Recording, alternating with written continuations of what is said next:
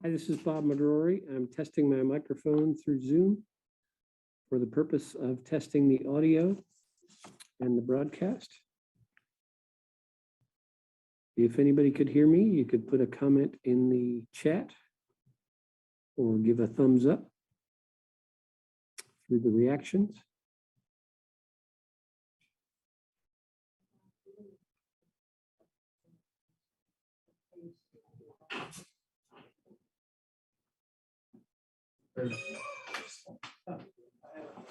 Rick, can you hear me? I'm talking through Zoom. Okay, I got a thumbs up on that. Okay. All right.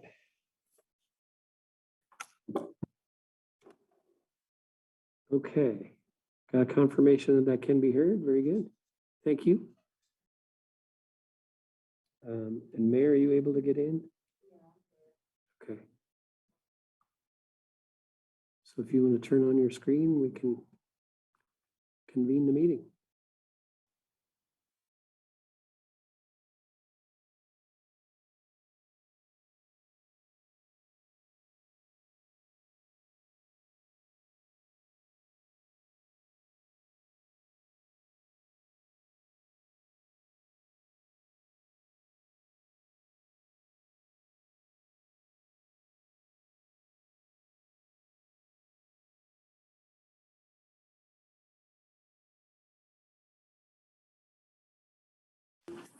Good evening, everyone, and welcome to the council work session for Monday, December 13th.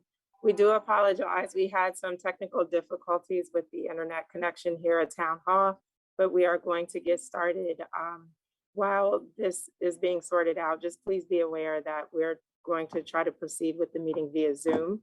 And so hopefully people will be able to join us here while we work through our technical difficulties. But again, I want to call tonight's meeting to order. The first item on the agenda is the approval of tonight's agenda. Is there a motion to approve? Motion to approve. Motion made by Councilmember Brown. Is there a second? Second. Seconded by Councilmember McBride. Any discussion? Hearing none, I'll call for the vote. All in favor, let it be known by the saying of aye. Aye. Any nays? The ayes have it. Thank you. At this time, we don't have the minutes prepared from the November work session. So if staff could just get those ready for us by the January meeting and give us time to review and make any edits or corrections at that January work session. The next item on the agenda is appearances. And so at this time, I'd like to move on to that agenda item, which will contain a presentation by Tony Perez, who's the president and CEO of LA Perez Consulting. And he's going to talk to us about the state bond process. So give us just a moment, and then next you'll hear from Mr. Perez. If you could hear me. Thank you. Good evening, Madam Mayor and members of the council and staff. First of all, let me thank you all for having me before you this evening. And I really want to congratulate you, Mayor, on your reelection, and the two new council members, Councilmember Brown, Councilmember McBride. Congratulations, and I look forward to working with each of you and the rest of the town council and staff.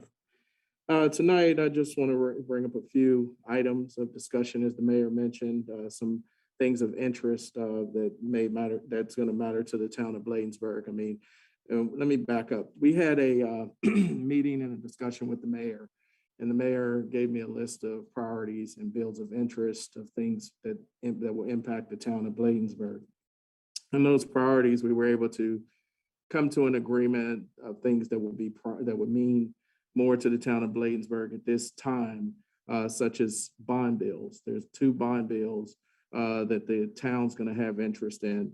And we've so far, the mayor, I did receive a response on your letter, the town's letter to the governor in reference to the Boswick House. Just to give you an update today, they responded to me and they said that that's on the agenda as a topic of discussion for the governor's office. So things seem to be making somewhat of progress, but we do have an interest for sponsors here in the county from Senator Augustine and Delegate Fennell. Now, just to give you a little bit of background, I got to back up just a bit just to kind of explain something to you. Last year, through the COVID process, the bond bill changed. You know, years ago, for years, it's been a bond bill Saturday in Annapolis. Last year, the process changed a little bit, and the structure is now as such, where you have a sponsor from the Senate and a sponsor from the House.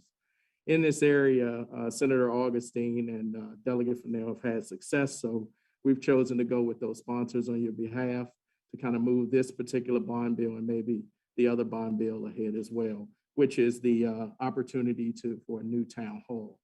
And that's going to obviously require, when I say bond bill, that means we require to get funds from the state of Maryland.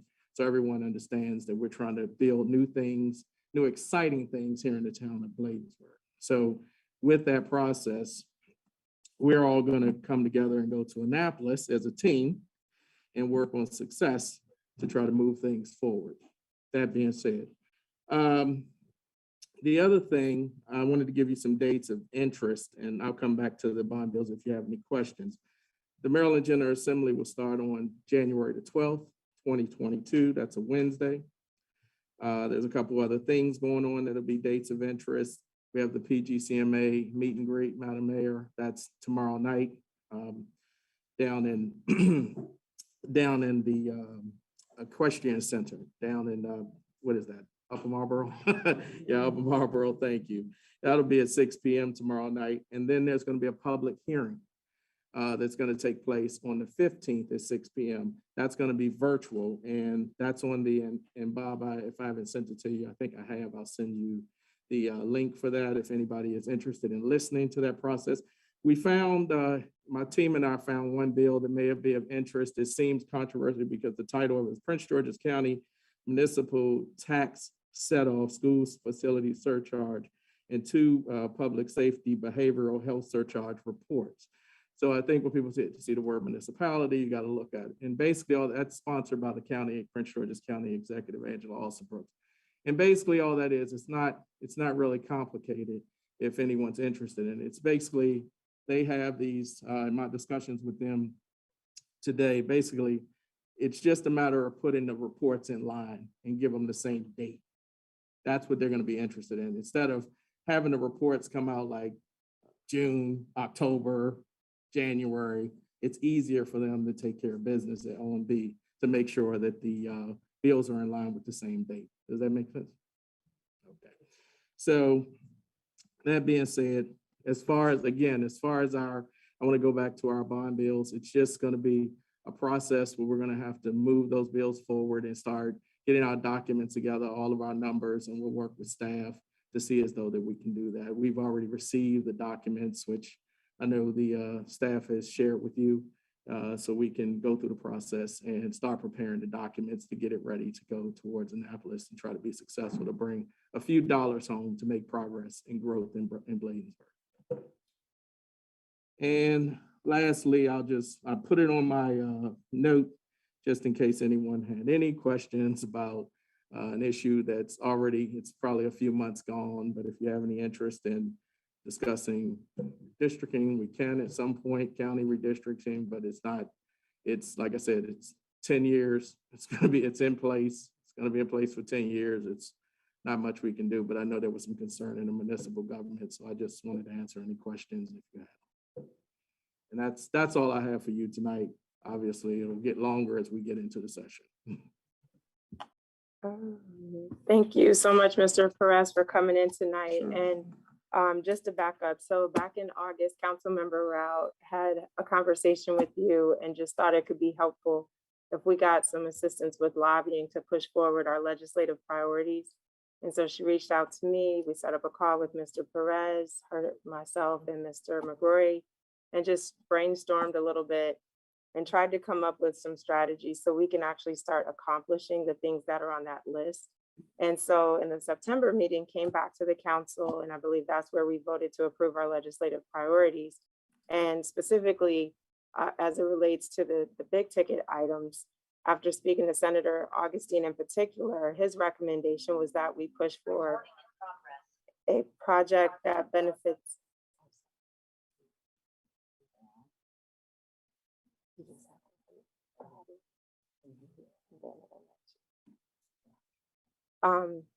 So the idea was to do a project that's focused on the town of Bladensburg, which is the municipal building, which we know we need, that would cover police services as well as administrative services and provide space for us to be able to support the community with emergency situations by having, a place where they can evacuate to, and some other service space. So that is the Bladensburg specific project. But then in addition to that, we're asking for Mr. Perez's help with pushing for funding for the Bostwick House. And that is not just Bladensburg specific. That's really an important project to the county history, state history, but also to the federal side because it was the first home of the Secretary of the Navy. So by kind of using a tiered approach to have a broader project that's in Bladensburg and benefits our state, that's what the Bostwick House is, and that's why it's important to have several options for funding solutions. And then same thing with the municipal building. While that's a town-specific project, we need multiple buckets of money that we can reference or tap into to make that project a reality. So we definitely appreciate the information about the bond initiatives, and we'll reach out if we have some questions in terms of how to get that process started. But I'll open it up to the council. Are there any questions for Mr. Perez at this time? Well, I will. Hi, Tony Perez. How are you? Hello, Councilmember Thanks for Brown. coming. Yeah, How are you? Thank you for absolutely. having me. Yes, yes. So, and I think maybe. Can I just interject? So you may. I'll mute mine. Okay. If you haven't already, and then other people who have their audio coming out. Okay, all right. Okay, no, yes. You can say double that again. I'm happy. Well, I'm gonna jot it down just a little bit, but once again, like I said, thank you, Mr. Tony Perez. As a matter of fact, I've worked with you in the past, and I know your work, and you've just done a tremendous job here in the state of Maryland, not just French Georgia County, but the state of Maryland. So, I'm glad to see you here with the town of Bladensburg. Now, maybe for the sake of maybe for some of the residents and in terms of a bond bill, would you kind of give a little more definition, go into that, and then maybe how maybe some of the financial obligations and impacts to the town? Sure. Well, well, first of all, thank you. That's a good question. Thank you for everything, all the kind words you just said, first of all. And basically, it's just the state has a fund of money that they manage within the budget, and it's a section for bonds. And through the course of the 90-day session, several let's say entities, in this case, our town in Bladensburg, seeking funding through that process. And as I said earlier in the past, it would be a major day where they would have a bond day and you would have your entire district team come together. It's not that, so I want to be clear, we're not trying to separate any of our, colleagues in District A or District B and 47. It's just the new process, the way they do it. So basically it's the funding. So the impact of the funding, it's just, you hire me, I guess that's your cost or whatever that is with me. You have me, and then my team and I, we go in and we try to track the legislation, but it's up to you to make sure. I don't know all your I dotting T crossing and what your financials look like. That paperwork's going to be up to you, but we will be happy to oversee that paperwork as we've done we did that with a municipality last year, but we dotted every I, made sure every I was dotted, T was crossed, to make sure the proper language, to make sure we discussed, we had the right information going into the state, because that makes it a little bit easier as they go through the process of making that decision. And it's not just one side, the House and the Senate both have to agree with the process, and then it has to be signed off on by the governor. Is that, you're welcome. You're welcome. It is a process, and it's nothing easy, because they could say yay, they could say no, they could cut our request. So we have to be very clear on what we're asking going in, because we're not the only ones seeking dollars. It could be other municipalities, it could be nonprofits, it could be others just seeking money. And this county had great success last year, and we like to continue that trend. So hopefully we'll get all the support we need from our delegation and our senators to push. Great, thank you, Mr. Perez. And just Councilmember Brown, go ahead, and then I have one final Okay, question. all right. Is it a lengthy process? 90 days. Oh, okay. 90 days. We'll know by the end of April, that's for sure. We got 90 days to do this. So that's Okay. our process. All right. Yep. That's a good question. Thank you. And then just in the same spirit of giving our community more information about the bond process, can you explain is this a loan? Is this a grant? Just so our residents understand, is this money the town would have to pay back, how that works? No, you will not have to pay back. It's not a loan. It's not a grant. It's probably more like a grant, but it's not a grant. The grant, you sit back, you don't know who's making the decisions. This one, you'll know.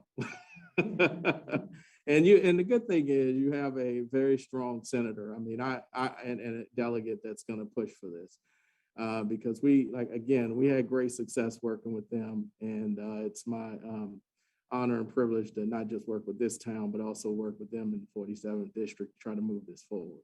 Because I know they'll work hard and we didn't. And to be honest, the process wasn't easy for them, but they held the line. And when we needed to tweak some things, we did. And it's not, that's why I say it's very important that we all pull together and make this happen. This isn't a small ask that we're going to put in front of the state. So whatever the ask is, it's going to be a team effort from all of us. And, I may come back and, I'll drive Bob crazy, but we've known each other long enough. We can do that to one another, but we're going to try to make this transition as smooth as possible. This whole process, not just a transition, this process as smooth as possible for each and every one of you. And I look forward to the challenge. Great, thank you so much again. So we'll look forward to hearing more for you in the coming weeks as we approach the start of the next legislative session. Absolutely. Thank you. You're welcome. And so now we are going to move forward with the agenda. The next item is for our town administrator, Mr. McGrory, on the phone system update. Thank you, Mayor. I'm going to stay up here, and I don't know, Chief, if you're on the Zoom meeting, but I do want to give credit. I had in mind to do a show and tell with the new phone that we have on the council dais. So, Mayor, I don't know if you're able to pull that phone around and show the audience and keep it plugged in, which will show the new functionality. But we now have voice over IP phone system. When I worked for the town last, more than 16 years ago now, we had an old archaic phone system that was functional for that era, and telecommunications has come miles and miles and gigabits since then. And so we are very pleased to have this new phone system. I want to commend the police department staff, in particular, Chief Collington and Ms. Kim Green, who kind of led this effort. And Chief, if there are others that I'm missing, please let me know. But they did a great job in managing the project, identifying the existing state of things. We had 2 current vendors providing landlines to the town, lots of outlying pieces of phone hardware in multiple buildings, and all of that was integrated into this new voice over IP system. So it is now able to, I believe we've got voicemail set up for each of the 5 council members as well, so that your constituents can reach you directly. There is a software that you can put on your cell phone so that can ring through to your cell phone as well, and a client that you can put on your desktop. So the phone is enabled, you can access your phone calls, voicemail, et cetera, from any of those 3 devices, including the handset that may be on your desk. So the primary driver for this, I believe, was the 911 dispatch center operated by town staff here for the police department. And so they are now able to, not 911, I shouldn't say, but the emergency dispatch center for the town of Bladensburg. And so that is a real upgrade for their functionality. And Chief, do you have anything you want to add? If you want to come up here, or if you're on there? I think you can, if I'll mute. So, good afternoon, Council, Mr. McGrory, colleagues, and community. I just want to say it was a team effort. It was a long time coming, and so far we went live Thursday of last week, and we had just a few glitches, but I tell you that the system has paid in dividends already with our emergency center. There's no longer 2-minute wait trying to find an outside line or open line to transfer calls. And just the capability that it has to, you can walk away from your desk, or I can be outside of the office and still get office calls sent to my cell phone. So, and I would encourage all of the council members to download the app to your cell phone. Yes, so then now you no longer have to give out your personal number. They can call right into town hall. It rings right to your cell phone, and it's just like you sitting right here in town hall.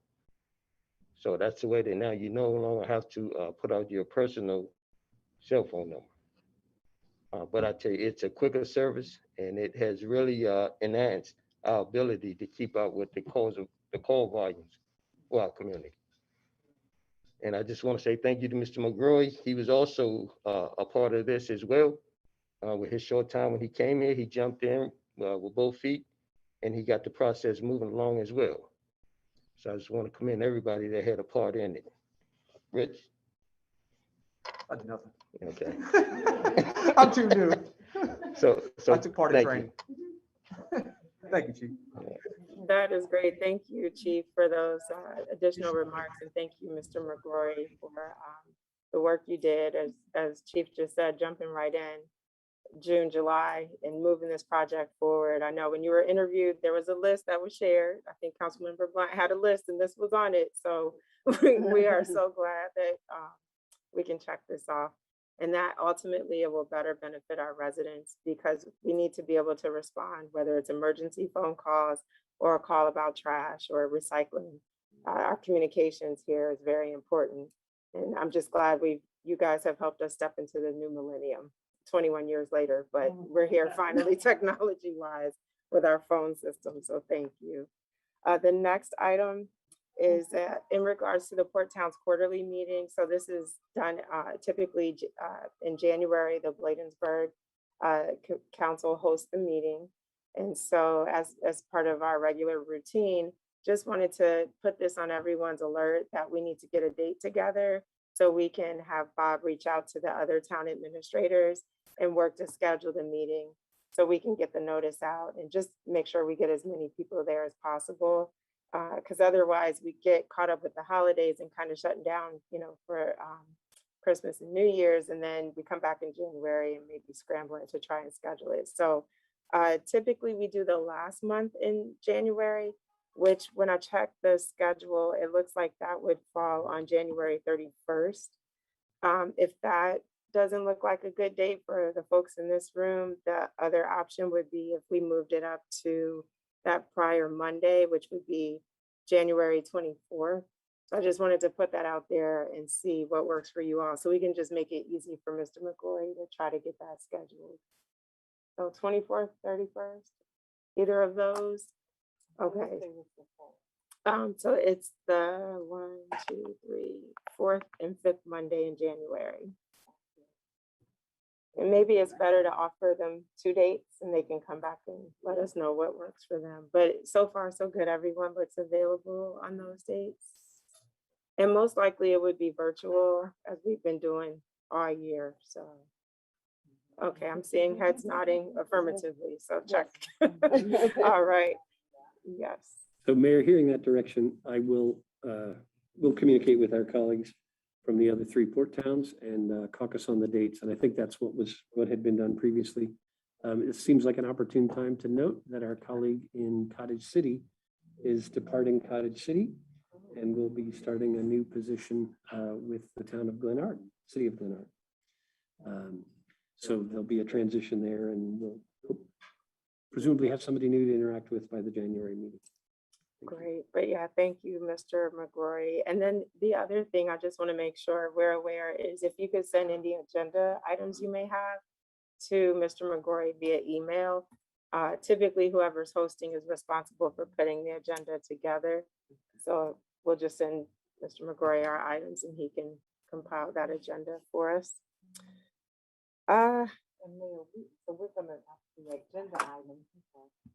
For agenda items, we're gonna talk about them as a collaborative team, or How do you want that done? So we could, at the January council work session, have a discussion about the items that we want to put on there.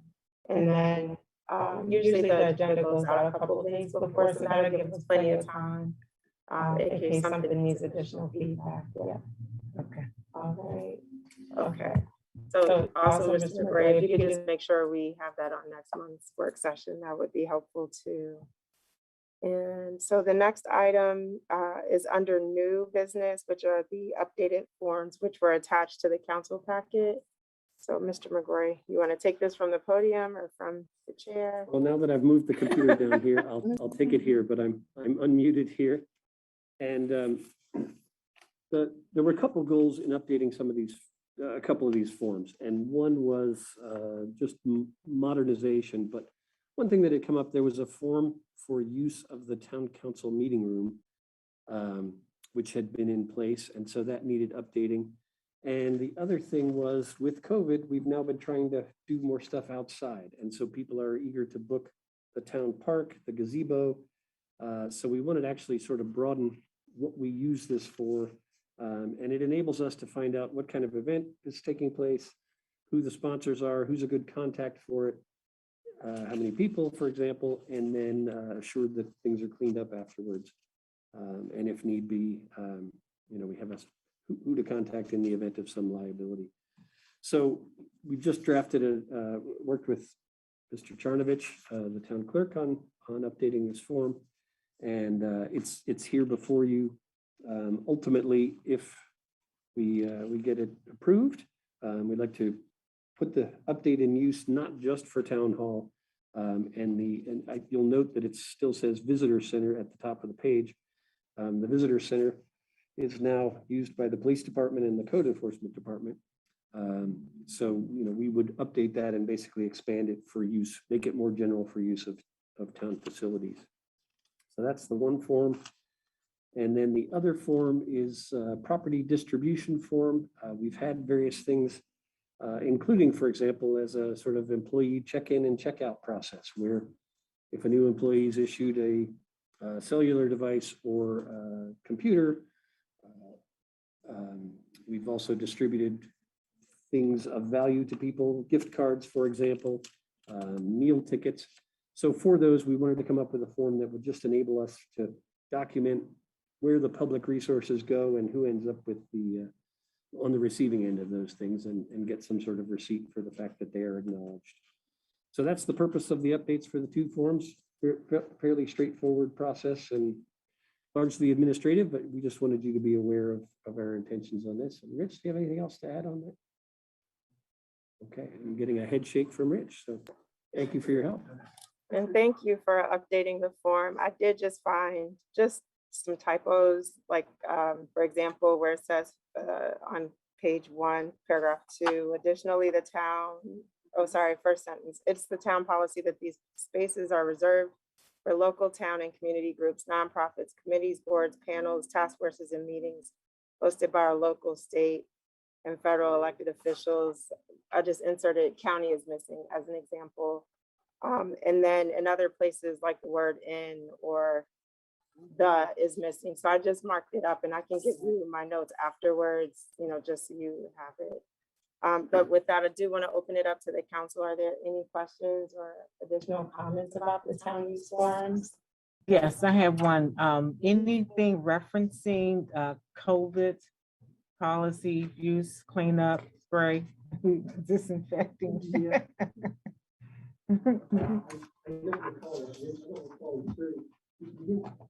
Sorry, I'm not muted. I was still muted.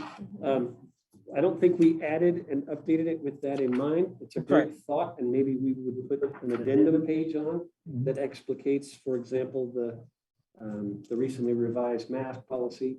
Would make sense to put in there and other COVID protocols. So I'd suggest we handle that as an addendum with the continuing hope that one day we will be out from under this thing and we can return to business as normal. But that's great feedback. Thanks, Councilmember. Thank you, Councilmember Brown. And to that point, one of the things I was thinking too at the bottom of page 1, where it says the tables are to be wiped down after the event if food is served, but in light of COVID, they should be wiped down regardless. You know, if someone uses the facilities, they should be responsible for taking those sanitizing wipes and just cleaning all those surface areas in here. So, but again, great job with just modernizing it once again.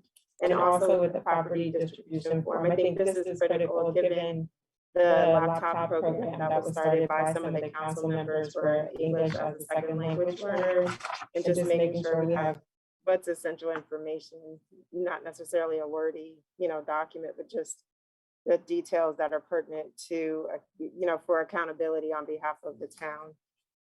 So with that, if there are no other comments or questions, I will keep moving down the list. The next item is the appointments of COG boards and committees.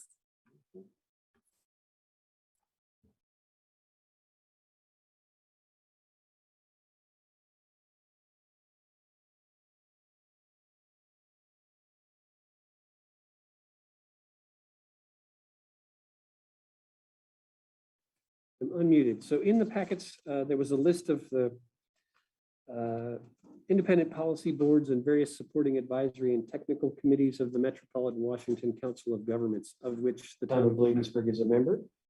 And so there are several of those advisory and technical committees for which the town is invited to submit a primary member and an alternate. And I will list those on the board. And while I'm doing that, I did want to add one other possible challenge to our audio issue that has come up, and that is coincident with the implementation of the new phone system. I lost the Wi-Fi connection in my office briefly, and so don't know if that has something to do with it, but there seem to have been a couple of other challenges. So I'm not necessarily positing that they're causally related, but I just wanted to make note of the fact that we are in this evolutionary step and have IT support coming tomorrow as well to look into resolving those things. So hopefully we can work with Rick and resolve the challenges that came up with the audio for tonight's meeting as well. So if you could, can I have you read me that list?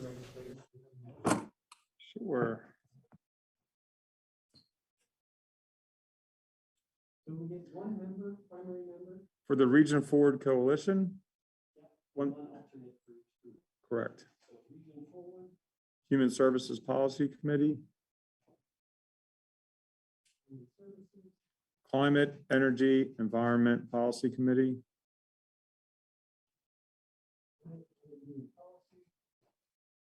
Chesapeake Bay Policy Committee, Food and Ag Regional Member Policy Committee. Yes.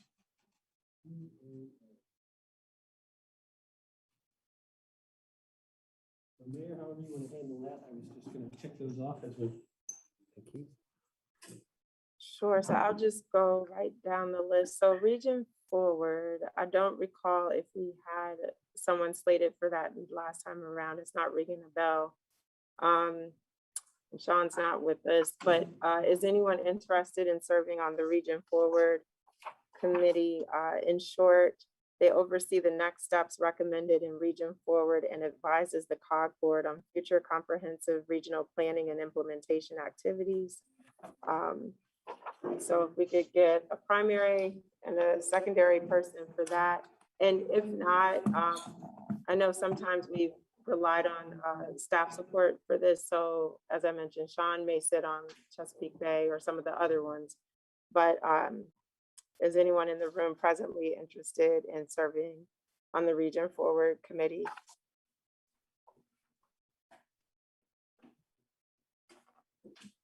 Okay, so I'll keep going. Next is the Human Services Committee, and they are responsible for advising COG board on a variety of issues, including housing, homelessness, public health, foster care, child welfare, mental health, and substance abuse. Councilmember Blunt, okay.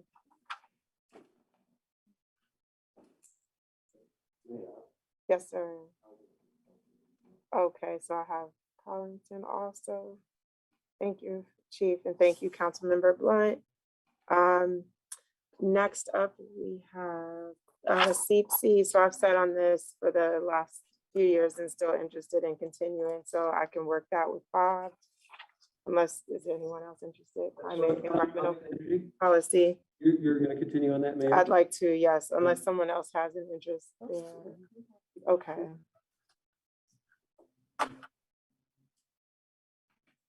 And then we still have Chesapeake Bay and then the farm committees. So I see one hand for Chesapeake Bay. Any council members? Council? Okay. So anyone else for Chesapeake Bay? Vito, we had a hand there. Any interest, Councilmember Brown? Maybe they can help us with the river efforts out of you. Oh, yeah. Oh, okay, okay. Gotcha. All right, so I have Vito for, I'm sorry, Mr. Tonelli for Chesapeake Bay. And if we can get a backup. And then the last one is Food and Agriculture Regional Member Policy Committee. And we have Councilmember McBride raised her hand, as well as Councilmember Brown. So we got two. So, I mean, what else, if you need a council member for the Chesapeake Bay, I can. Okay. They have a, On each one, They okay, have a council member. Perfect, perfect. Yeah, But I can. Okay. I'm good. okay, perfect. So Vito, I'm gonna start over. I'm sorry, not Vito. Bob, I'm gonna start back over. So number one, we still have vacancy under Region Forward, so we can think about that. Human Services, Councilmember Blunt, Chief Collington. For CPC, we have myself and Mr. McGrory. For Chesapeake Bay, sorry, the podium's blocking, Mr. Tonelli and Councilmember Brown. Yeah. And then last but not least, Farm, we have Councilmember McBride and, Councilmember Brown. oh, she offered to be on Chesapeake Bay Okay. instead, yeah.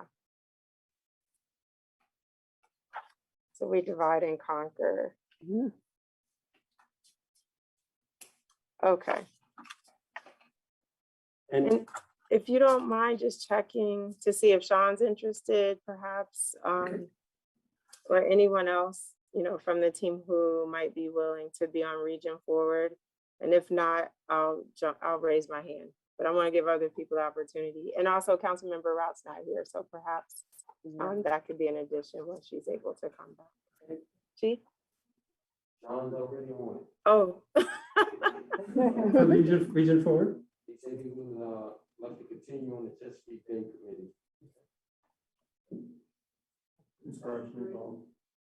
Okay. Thank you, Officer Reinhardt. We'll do Region Forward. All right. Let me see what Region Forward is before I. Okay, yeah. So at least we're down. It's just one left. So this is still good shape to be in. Okay.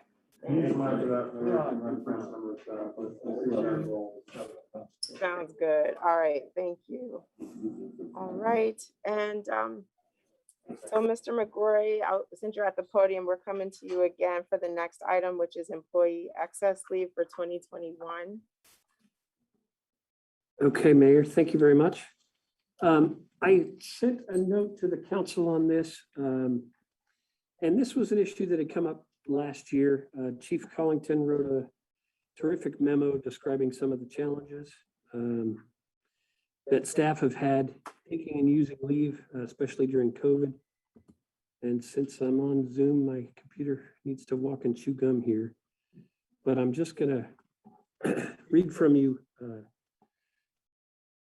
some excerpts from the chief's letter. My purpose, this is from Chief Collington, I can't read it yourself, but since I'm here and unmuted, my purpose in writing this letter is to request that our town of Bladensburg employees be eligible to carry forward their unused leave per a town council authorization from a previous council meeting. Bladensburg staff, both sworn and non-sworn, faced unprecedented challenges in 2020 due to the COVID-19 pandemic. Staff members were allowed to work from home, but first responders were not allowed to do so. Staff would like to express Gratitude to the council for their gracious understanding regarding the extension of leave to 2024. Based on the town of Bladensburg's personnel manual, it limits the amount of leave that can be carried over. Staff are grateful to the council for allowing staff to increase their leave balances. I am requesting the council consider paying out 2021's excess leave in a single payment. During the pandemic, staff members had to work in an unprecedented and unforeseen environment. Staff members whose balances exceed the town's allowable range would be forced to use leave until their balances were within range, placing strain on patrol shifts and administrative staff. Consider compensating staff for this one-time opportunity to reduce their leave balances. This will help keep morale of the staff high.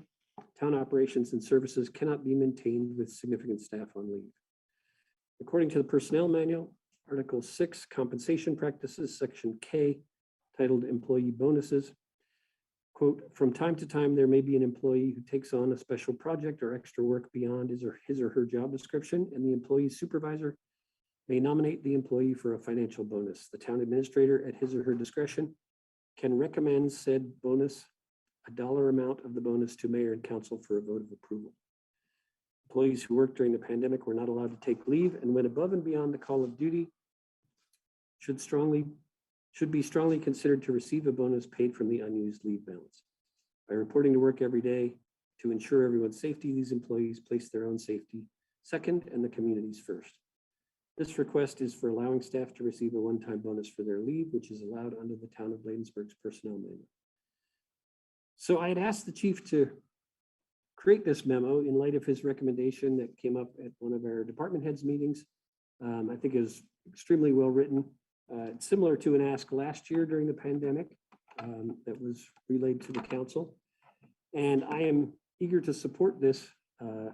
Did ask Mr. Tonelli to look into the financial implications of that. The current payout for these leave balances would be $19,000 and change. And I'm asking for a motion from the council to authorize up to $25,000. That was just a little headroom because there will be some additional leave taken and used and earned in the next pay period before the end of the year. So our goal was to clear these excess leave balances and help employees get down into compliance. And again, because through no fault of their own, they have had challenges with taking leave in order to meet the needs of their employer. So if there are questions from the council, I'd be happy to hear them. And otherwise, this is on the agenda for a vote at your 7 p.m. meeting tonight. Thank you for that, Mr. McGrory. Chief, I want to turn it over to you just to get, your take on this, particularly given the majority of people impacted, I would imagine, are in the public safety department, because during at least the initial parts of COVID, when we were under the governor's order for the stay-at-home mandate and so forth, they couldn't take time off. That was sworn and non-sworn. And we were short at the time, which meant people were covering other shifts. So just burning them down, while at the same time, they weren't even able to take any sort of annual leave. So I'd like the council to hear from you, since you have probably the largest number of people impacted. Thank you, Mayor. And thank you, Mr. McGrory, for bringing that memo forward. First, I just want to echo our gratitude to the council for considering it last year to allow staff to carry it over. During the pandemic, as we know, first responders, we couldn't. And this is a consequential job that we work with, consequential risks that we take every day when we come to work. And no fault of our own, we had to put our safety second, put the communities first, to make sure we maintain safety and safety for our residents. With that being said, I watched several of our officers, sworn and non-sworn, become infected with COVID, but because they had to do their job, come to work, and as a result, they got infected, and they had to quarantine and go through the process of mitigating it. But they still came back to work and they did their job. Even when we did the food distributions, you saw first responders and you saw other staff out there as well. So as a result of this, we are we place ourselves in a predicament now, but we at the end of the year, and we are still accruing leave, but we are not able to take the leave because we obviously can't leave the town without protection and our law enforcement officers and our first responders, our dispatchers, code enforcement, and those other folks that make the mission possible every day. So I thought about when we had our department head meeting that we would brainstorm how we could bring the balances down, keep staff morale high, and keep staff here, because with significant understaffing with people on leave definitely puts the town at risk. In addition, we have this new variant that's out here now. So God forbid something happens next year and we put back in the same predicament when we'd never even used this leave. So now they just compound the circumstances and the issue. So with that, I'm just asking that the council would consider this, and it's within the town personnel manual, to allow officers to get a one-time payout, reduce the leave, because we don't know what tomorrow is going to bring with this new variant that's out here. And we just want to make sure that staff don't lose their hard-earned leave because they made sacrifices to come here and do their job every day. So thank you. Yeah, thank you for that, Chief Collington. And I do agree. Why should we ever punish staff for being diligent and faithful in their duties to the town? It doesn't make sense. And I would agree we need to do something. And I know we had looked at this before, but last year was the will of the council, rather than doing payouts, to bump up the annual leave amount for up to 2 years. But the challenge with that is because we've been so short, how many people have really been able to take the time off and get those leave balances down? They're continuing to accrue. So I do want to open it up for the council in case there's additional questions. I know I have one more, just in terms of the numbers. Vito, I understand you're saying 19K, but Mr. McGrory, what would the criteria be? We will pay out leave up to, for anything over 80 hours, over 200. What is that criteria? Just so we're clear. Sure. Thank you, Mayor.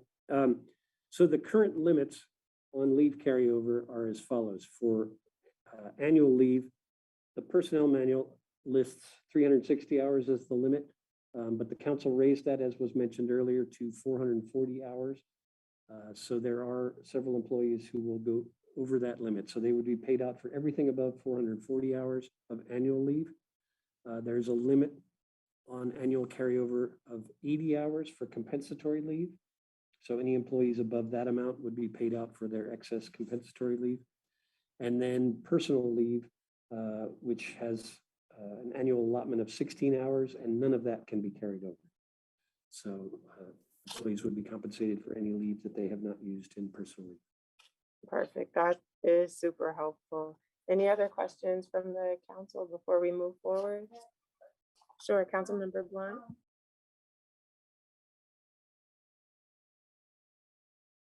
Per employee. So, Is it? so how it works, it goes off seniority. So some employees get more, they get up to 6.5 for the senior, and then it's like 4.6 for the lower ranked staff. That's a month. Yes. I think it's, actually it's per pay. Per pay, yes. So it's per pay. It's, you accrue at a rate of, for somebody coming in, they accrue at a rate of 4 hours annual leave per pay and 4 hours sick per pay coming in.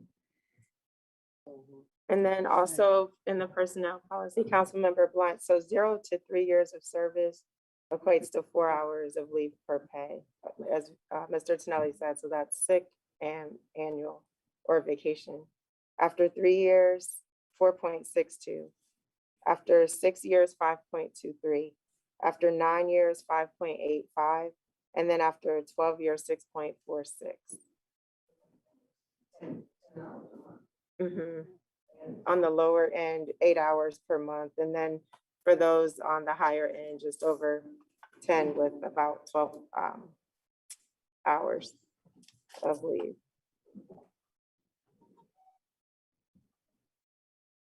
So if there are no other questions, we'll move on.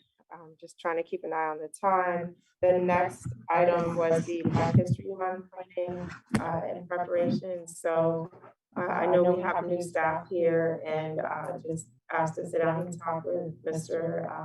Tranovich, Rick, I'm sorry, not Rick, Ray Jeffries, Diamond McDowell, and Diane Griffin, just to kind of get everyone on the same page in terms of, hey, it's time to start thinking about what the town wants to do next year, and just talk through the timelines. So wanted to bring that up for this month. The staff already has come up with some really cool ideas that I think would work well. Normally we'll have 1 or 2 representatives from the council who participate in the planning. So I'd love to do that, or if 2 other folks want to help the staff, feel free. I don't want to spill the beans yet, but again, they have a really good idea that I think is going to be something new and very, very unique in terms of celebrating African-American history. And then in a conversation with Councilmember Mendoza, this is more of an FYI to the community, he did say he was not in a hurry to be recognized for his years of service, so we could hold it until the Black History Month program, because that's something that's near and dear to his heart. So I know some public members or residents may think, well, we had something for Councilmember Lundy, why didn't we do something for Mendoza? He said, I'm not in a rush. We can hold it until February. So the staff has already started talking about how to honor him during that celebration. And so again, please reach out to Mr. Tranovich if you're interested. And I do know the staff are looking at trying to find dates based on if we could have it at an off-town site, but still in Bladensburg. I won't spill the beans yet, but they have to get the availability details. So more to come on that. The next item, I believe this is you, Mr. McCrory, the town code update. Thank you. So some years ago, I believe this was back in 2019, the town executed an agreement with General Code Publishing to update its code. And they took some initial steps under the prior town administrator, and during the tenure of the prior town clerk. The clerk left towards the end of 2019, and the town administrator left early in 2020. You're all aware that COVID struck early in 2020 as well. And so this project got shunted aside. But we just wanted to give you a preview of this for the newly seated council in its new configuration, that staff would be very interested in picking this up and moving forward with it again. We have received a 92-page editorial analysis, which consists of a bunch of questions, many of which are resolving internal conflicts in the code. Some piece might have gotten updated in one chapter here, but it conflicts with a segment of the charter. And so it's simply trying to resolve some of those things. So we just wanted to introduce this notion to the council at this time, and had a very good conversation with Rich. I've been through this in a prior jurisdiction. Rich Charnovich, the town clerk, has been through this in a prior jurisdiction. And so we're very eager to help move this forward with the support of Sean Reinhardt, the code enforcement supervisor. And I know, no doubt, with the entire leadership team and staff, and ultimately the council. And so this would come back after some staff review. We'll bring back some decisions for the council's consideration periodically to have you help get things in the done column, and then put back an entire comprehensive copy of the code for your adoption and approval. And if there are any questions, I'd be happy to take them. All right, are there any questions from the council or fellow staff? Just one question that I'm thinking of is, you mentioned that you have experience doing this previously. And as you mentioned, we have been slowed down with this process over the last few years. So now that we're picking it up, realistically, how long does it take to go from where you are now to where we have the new code in place? It's online, the community can begin searching for the information online and utilizing it. temptation would be to throw the new guy under the bus and make Mr. Charnovich answer that entirely speculative question, but I will give it. I have a really good crystal ball here, so Mayor, let me just do some focus.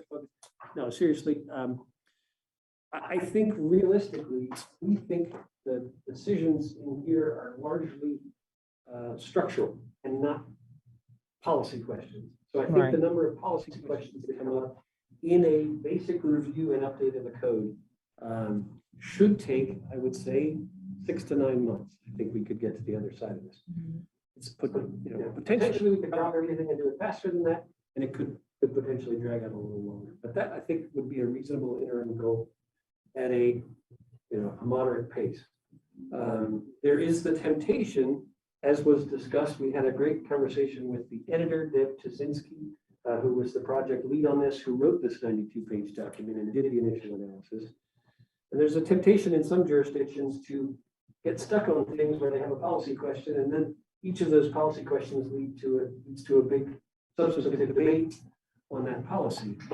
And while that is entirely reasonable, and while you could also do a top to bottom evaluation of every piece of the code as you go through, that would be a much more time consuming process.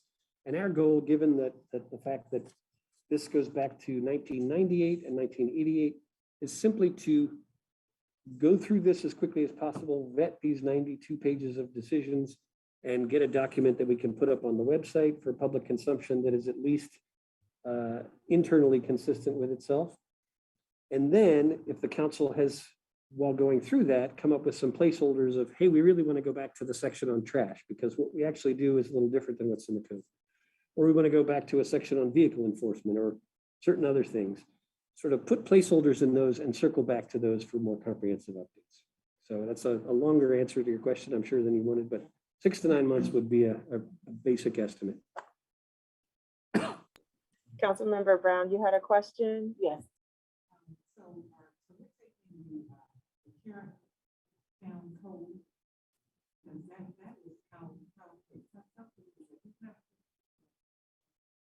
I think it's 230 pages that sticks in my mind. Does that sound about right, Rich? It's a very voluminous document. I don't know the exact number of pages, but it's a very big document. I know that. And so I guess the question is, okay, will you be going per section, or how are you all planning to kind of dissect it? Yes. And then Sorry. real quick. And then with the, I guess, the changes and recommendations, is that kind of consistent or in compliance with the county code? So these are excellent questions, and I think each of those could be. We want a short answer. It's going to take twice as long to do a short answer. So I think, integrating that with the county code, that would be sort of that second layer that I would recommend that you defer for now.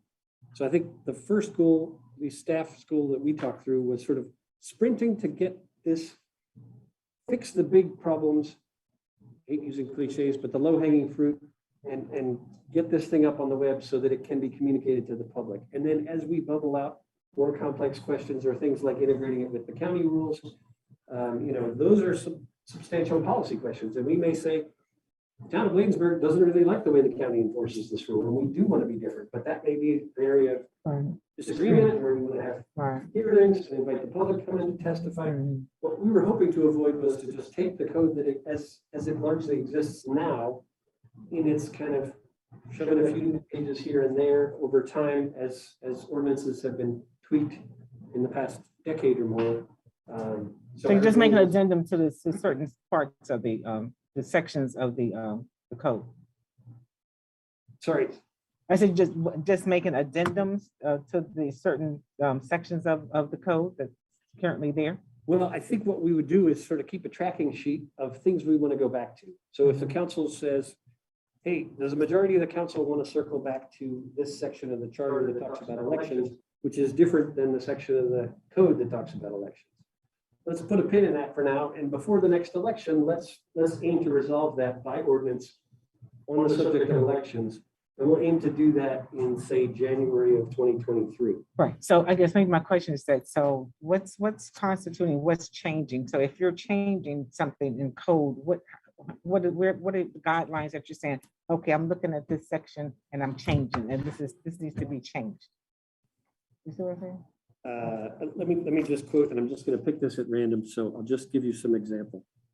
So there's a section on wards, and they recommend there's a numbering difference where the section on wards in the charter doesn't have correct numbering. So it lists A, B, and C, and it should have this as a header, and then A and B within that header. So these are sort of structural things that will make it more consistent. They've changed the numbering scheme so that they've spread out because the initial code was alphabetical. Okay, They've spread it out to make more room for things internally. Okay, So some of it's simply editorial. right. Did that answer Yes. your question? Okay. Okay. Councilmember Blunt? And with that, where you are now, we get to see where you are now, and we can see that you're trying to change, and then we come back and say, you make it, ultimate changes, anything in that. Absolutely. So yes, and I'll just try and repeat the question since you don't have a Zoom connection in front of you. Councilmember Blunt asked if the council will see all the proposed changes, and the answer is yes. No code can be changed by staff. So the whole package needs to then ultimately go back to the council for its final adoption. So what we are going to do on an interim basis is those kinds of editorial things like the one I just read. We would say, yeah, go ahead and fix that, turn it into A and B with the header instead of A, B, and C. And we'll give them some guidance, but ultimately all that is coming back in front of the council for your decision. So, and you will get a copy of that. This is an introduction to the concept before you get a copy. Yeah. Thank you. Good question. All good questions. Thank you all for those. And then last but not least, so Mr. Tonelli, sorry, go ahead, Mr. Charnovich. Yeah, since Bob won't throw me under the bus, I'll throw myself under the bus. So like Mr. McGrory said, I have been through this process now multiple times. In fact, in one jurisdiction I worked with this exact company. So I'm very familiar with their process and how they do this. And I think to kind of maybe summarize how I view it going is that it's probably going to end up being a 2 to 3 layer process here moving forward. Now, I'm at a slight disadvantage just starting here. You know, I've not seen all the substance of the 92-page editorial and legal analysis and all the details in that nature. So one round of this will be, I would call maybe the simple stuff, you know, things that are very, easy to make decisions on, and then that'll be presented, and then you may do that. And then you may have a second round of things that take a lot more detail to discuss, things you may want to change and whatnot. There could be an intermediate layer too. So you may have 3 sections, you may have 2. It just depends on the level of maybe the difference between the first layer and that last layer. And I don't have enough, not even reading through the 92-page document yet. I can't really speak yet to Bladensburg specifically, but I have seen it done different ways in multiple jurisdictions now. And it's something very good to do, period. It's great to do periodically. You always want to make sure your code is kind of like, almost like the Constitution in a way, in that it's always going to be an active living document, and it should be reviewed and changed periodically as times change. So it's great that you're starting to do this, and I'm happy to work with Mr. McGrory and everyone on getting it done. But I'd also one more thing. I also agree with Mr. McGrory on the timeline. Maybe 6 to 9 months total. Not to put ourselves under the bus, but it could be shorter if the substance that is in this document is less complex. It all depends on it could take longer too. You may have over half the things that are very complicated topics, or you may have the opposite way around. So looking forward to rolling our sleeves up with that one too and getting started.